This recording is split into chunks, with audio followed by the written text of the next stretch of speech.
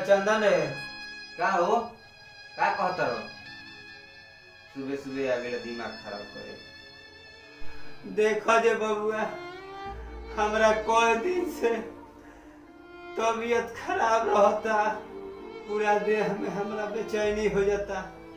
चाय पिएला एको रुपया नहीं खे बबुआ रे। हम केकरा भरोसे बानी, बूढ़ शरीर भइल, बेटा जन्मैले बानी कि 2-4 रुपया देव हमरा के कि चाय पानी पिए, लेकिन हमरा लगे एको रुपया नहीं खे बेटा। हमरा चाय पानी आ देह के इलाज करा दे बबुआ, देह के इलाज करा दे। बूढ़ा शरीर में तारा बीमारी हो जाता है, कहीं देह टटाता तो कहीं अंगैठी धो लेता, तो हम में का करी है? चाय पिएला पैसा नहीं खे तो जाकर भीख मांगो, भीख मांग के चाय पियो।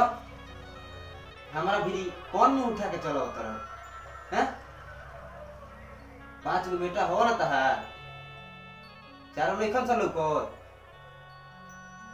जाओ कहीं से लो, हमारा भी चलो तरह फटाक से ना का हम चली तार इलाज करावे हैं? बेटा जन्मा दिला तक का हम जिंदगी भर तार बह भरी जा।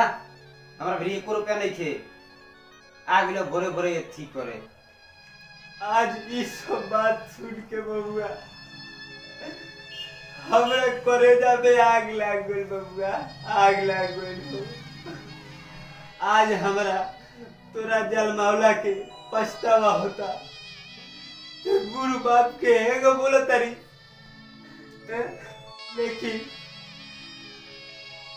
तू एगो बात ध्यान रखिए बबुआ, तोरो एगो लइका बा, तोरो गति देखे जीएम तो कि तोर गति का होता। तोरो गति देख लिए एक दिन का होई। हम जाता नहीं बबुआ, हम जाता नहीं।